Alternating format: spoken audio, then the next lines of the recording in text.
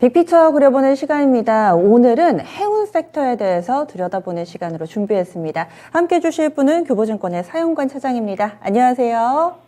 네, 안녕하세요. 네, 요즘에 해운 섹터의 움직임을 보면은 상당히 좀 궁금증만 생깁니다. 질문만 계속 나오는 섹터인 것 같은데, 상해, 이 세계 1위 물동량을 자랑하는 항구라고 하죠. 여기서 봉쇄를 했고, 또 러시아랑 우크라이나 싸우면서 또 EU 쪽에서 제재 들어가고 있고, 게다가 또 정권이 바뀌기 바로 직전이니까 그 이후에 뭐 HMM이나 이런 민영화 이슈들까지 산재해 있는 상황입니다.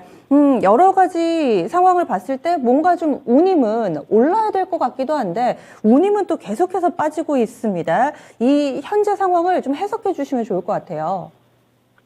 네, 맞습니다. 세상 뭐 모든 일이 그렇겠지만 예측이 참 어려운 것 같아요. 우리가 당연히 A면 B다라고 생각하는 일들이 A면 C다 이런 현상들이 지금 발생이 되고 있는 상황인 것 같습니다. 그만큼 여러 가지 좀 대내외적인 매크로까지도 합세하면서 요건들이 너무나도 많다 보니까 이런 것들이 복합적으로 작용을 할 때 어떤 일들이 벌어질지 예측을 하기가 점점 더 어려워지고 있다는 거죠. 일단 보게 되면 세계 최대의 컨테이너항의 육해상으로 물류 차질이 생기고 있는 그런 실정입니다. 이런 부분들은 이제 중국의 어떤 상하이항 최대 무역항인데요. 이쪽이 이런 부분들 생겼을 때에는 전 세계적으로 공급망 위기가 발생이 될 수가 있다라는 부분들 굉장히 좀 심각하게 받아들여질 수밖에 없는 그런 상황이라고 보이고요. 3월 달에 선전 그리고 상하이 쪽에 봉쇄가 좀 있었죠. 일단 지금 현재는 연장 조치가 되어 있는 상태인데요. 상하이 중심부의 어떤 봉쇄 부분이기 때문에 선적 하역 부분에서 아직까지는 딱히 그렇게 큰 문제가 되고 있는 것 같지는 않다라고 현지에서는 전해지고 있어요. 하지만 이런 것들이 조금 이제 성수기와 이런 부분과 맞물리면서 육해상에서 육상의 어떤 물류 운송 부분에 문제가 생긴다. 이렇게 봤을 때에는 연쇄적으로 문제가 생길 수 있는 부분들도 배제할 수는 없을 것 같고요. 그래서 현재 그 락다운 시기 그리고 물동량 물리는 성수기 부분의 진입 이런 것들과 맞물리면서 적체 현상이 일시적으로 더 가중될 수도 있는 그런 상황이 될 것 같고요. 말씀해 주셨던 대로 컨테이너 운임 지수는 지금 13주 연속으로 하락을 하고 있어요. 참 예상이 어려운 부분이죠. 팬데믹 이전 대비해서는 하지만 그래도 아직까지 높은 수준이 유지가 되고 있는 그런 상태이기 때문에 우크라이나 사태 이후에 전망과는 좀 다르게 움직이고는 있습니다. 사실 1월 초에 사상 최고치를 찍었어요. 운임 지수가요. 5,109포인트 기록한 이후에 연속적으로 하락하는 모습들 나오고는 있으나 여전히 운임의 지수 평균 수준은 높다라고 보시면 될 것 같고요. 다만 이제 국제 유가가 최근에 또 러시아 우크라이나 사태로 인해서 굉장히 좀 급등락을 반복하는 일이 생기고 있는데요. 이런 것들이 유류비가 차지하는 비중이 전체 매출에서 10%, 많게는 25%까지 차지하고 있거든요. 그래서 해운사들이 또 물량 확보 이런 부분들을 위해서 오히려 중국발 가는 거에 대해서는 운임 할인이 들어가고 있는 것도 컨테이너 운임 지수를 조금 깎아먹는 그런 요인들이 아닐까라고 생각을 하고 있습니다. 네. 그래서 여러 가지 좀 복잡한 방정식이 만들어지고 있는 운임 지수인 듯 보입니다. 그런데 이제 수출 기업들 같은 경우는 원래 하루하루 돈을 내는 것이 아니라 해운사랑 장기 계약을 맺어가지고 운영이 좀 되잖아요. 근데 배가 없어가지고 수출 기업들은 발을 동동 구르고 있고 또 해운사 입장에서는 여전히 유가가 고점 부근에 있는데 운임은 좀 내리고 그래서 그 둘의 이해관계가 좀 다를 것 같습니다. 해운사는 어떤 스탠스를 취하게 될까요? 글쎄요. 일단은 HMM 같은 경우에 주가가 상당히 좀 힘을 쓰지 못하고 있는 그런 상황들인 것 같아요. 그렇다 보니까 1분기 실적이 전년 동기 대비해서 좀 큰 폭으로 개선은 된 거는 맞습니다.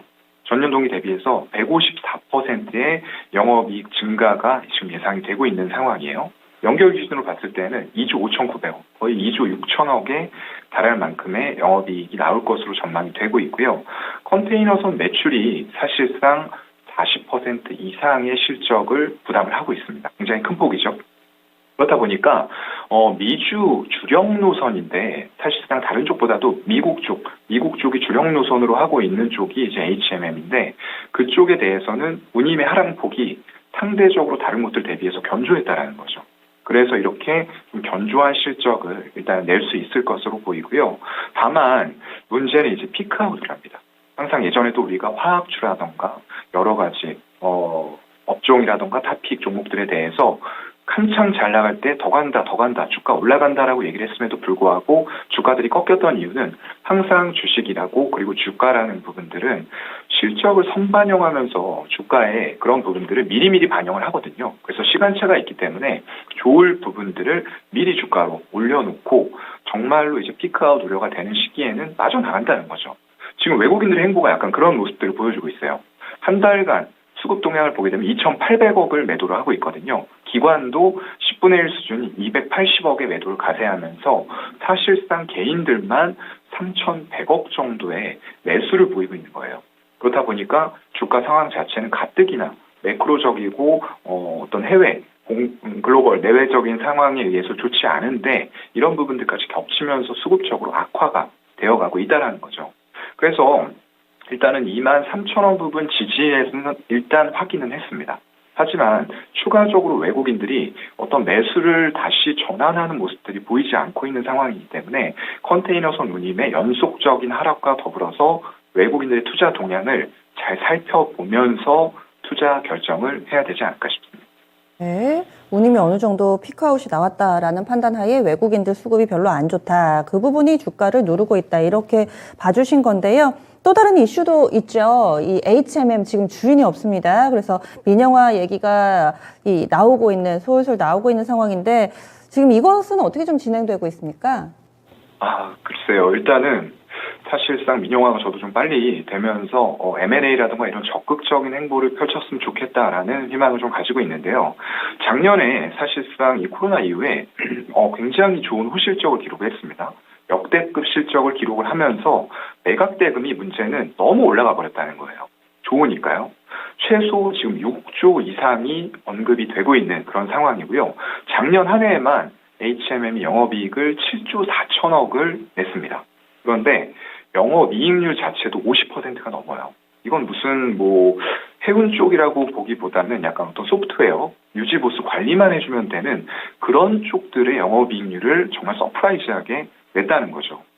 이 9년 동안 손실을 봤습니다. 작년 빼고요. 9년 동안 누적된 영업 손실이 얼마였냐? 3조 8,400억이었어요. 근데 그걸 한 해 만에 그냥 뒤집어버리는 정말로 초를 몇 개 붙여야 되는지 모르는 초초초 서프라이즈를 한 방에 그냥 내버렸던 거죠. 그러면서 몸값도 그만큼 높아졌는데 이쪽으로 대기업들이 사실상 좀 끼어들지 않으면은 이만큼의 돈을 주고 인수를 할 만한 여력을 가진 기업들이 많지가 않다는 게 문제죠. 그래서 지금 인수 후보로 거론됐던 포스코라던가 한화, CJ, 효성, 현대글로비스 이런 쪽들이 지금 너무 비싸다 하고 또 피크아웃 우려까지 나오고 있잖아요. 그러다 보니까 손사래를 치고 있는 겁니다. 그래서 만약에 인수를 이 가격을 주고 했을 때 이제 승자의 저주 이런 부분들이 기업 입장에서는 또 두려울 수가 있는 거겠죠.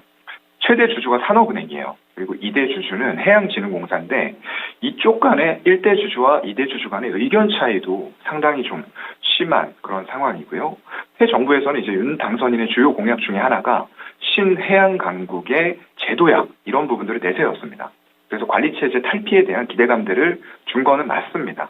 그래서 5월달 이후에 이제 새 정부가 일을 하기 시작하는 시기죠. 그 이후에는 정말 디테일한 내용들이 나오면서 매각 작업에 가속화가 붙을 가능성이 상당히 높다라고 생각이 되는데요. 일단 시기적으로 봤을 때는 사실상 아무리 가속도를 붙여도 연내에는 후보자를 찾는다던가 이런 부분에 있어서 조금 연내에 달성이 되기는 쉽지 않지 않을까라고 좀 생각을 해볼 수밖에 없을 것 같고요. 일단 빠른 민영화를 해야 되는 이유는 지금 피크아웃 우려가 나오고 있어요. 근데 이 글로벌 해운사라던가 이런 쪽들이 어떻게 이 피크아웃 우려를 헤쳐나가고 있느냐 이런 사례들을 살펴보면 됩니다. 지금 항공, 육상 등 종합물류 기업으로 탈바꿈하기 위해서 M&A 행보를 진행을 하고 있어요. 세계 1위인 머스크는 해운이라던가 물류 쪽, 내륙 배송까지도 지금 진출하는 모습을 보여주고 있고요. 독일 항공 화물 업체인 인수, 그런 쪽의 인수 계획까지도 발표를 하고 있습니다. 향후에 최소 한 10억 달러 이상의 M&A 행보를 계속 이어나갈 것으로 보이고요. 세계 3위 해운사인 프랑스 CMG라고 있는데요. 이쪽도 항공화물의 자회사를 설립을 했습니다. 항공 쪽으로 이제 저변을 넓혀가는 거죠. 그만큼 어느 한 부분의 사업 포트폴리오를 집중하지 않겠다라는 부분들을 보여주고 있는 거예요. 그러면서 스페인 철도까지도 운영하는 이런 부분들, 그런 쪽을 인수를 하겠다라는 부분들까지 밝히고 있습니다. 그래서 사실상 채권단 관리를 벗어나지 못한 상태에서는 이런 적극적인 M&A 행보가 힘들다는 거죠. 그렇기 때문에 빠른 민영화가 해결이 되면서 이제 정말로 9년치를 한 번에 다 커버할 수 있을 만큼 돈을 많이 버는 그런 좋은 업황에서 이런 유보율을 가지고 정말 좋은 기업들을 많이 인수해 나가면서 피크아웃 우려를 덜어야 된다라고 말씀을 드리겠습니다. 글로벌 빅3가 이렇게 몸집을 키워나가는 가운데 HMM이 빨리 좀 움직여줘야 될 것 같은데 위기이자 기회가 함께 오는 듯 보입니다. 지금 당장 수익 잘 낸다고 좋아할 일만은 또 아닌 것 같아요. 다른 해운주도 있죠. 펜오션 한번 보겠습니다. 워낙에 HMM하고는 성격이 다르잖아요. 이쪽은 또 벌크선 기준이어가지고 이쪽은 좀 어떤가요? 네, 컨테이너선 운임 지수가 사실상 좀 많이 떨어진 부분들 13주 연속 하락이라고 말씀을 드렸죠. 앞으로도 이게 바로 회복을 할까라는 부분에 대해서는 사실상 아직까지는 퀘스천 마크를 찍을 수밖에 없습니다. 그런데 벌크선 쪽은 약간 이제 사정이 다르죠. 원자재라던가 이런 부분들을 주로 운송을 하는 게 이제 벌크선 쪽이기 때문에 이쪽의 업황은 최근에 어떤 원자재 부분들 그리고 인플레이션과 더불어서 러시아와 우크라이나의 전쟁 우려 때문에 원자재 수급 불균형들이 좀 일어나는 이런 부분들이 있었습니다. 그래서 중국의 사실상 주요 도시 봉쇄, 아까 이제 제로 코로나 정책이라고 말씀을 드렸어요. 그런 부분 때문에 글로벌 공급망이 우려가 될 뿐만 아니라 결국에는 공급망이 우려가 된다라고 하면은 금리 인상 시기에 소비자들의 실질적인 구매력 하락과 더불어서 수요도 동반 위축이 될 수가 있다라는 부분이겠죠. 그래서 이런 부분에 있어서 역대 최저 수준의 수주 잔고와 신규 발주 이런 부분들을 가지고 있다고 지금 알려져 있어요. 펜오션 쪽이요.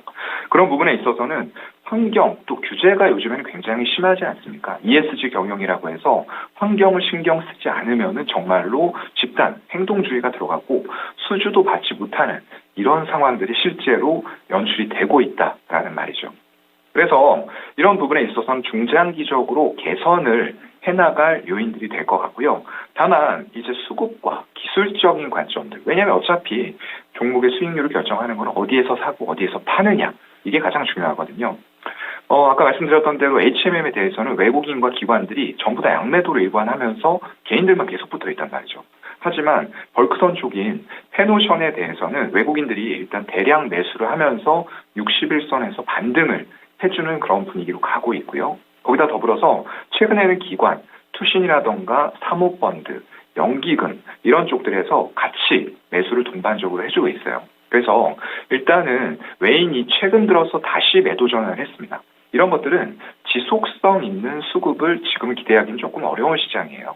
하지만 어찌되었건 간에 지속적이지 않더라고 하더라도 이런 업종들에 대해서 반복적인 매수가 들어온다라는 거는 시장의 관심이 살아있는 그런 섹터로 보시면 좋을 것 같고요. 마지막으로 펜오션 얘기했으니까 대한해운만 짤막하게 한마디 드리겠습니다. 일단 현재까지도 오히려 수급적인 면에서는 가장 좋은 것 같아요. 어떤 벌크선 쪽이 됐건 컨테이너선이 됐건 해운 쪽 관련해서는 가장 수급 상황은 좋다라고 보여집니다. 외국인들이 꾸준하게 매수하면서 지분율을 늘려나가고 있는 종목이기 때문에 셋 중에서 피크아웃 우려가 있고 해서 사실상 지금 바로 봐야 되고 매수해야 되고 이런 업종은 아니겠지만 그나마 그중에서도 대한해운 조금 지켜보도록 하겠습니다. 알겠습니다. 오늘 말씀 여기까지 듣겠습니다. 네, 고맙습니다. 고맙습니다.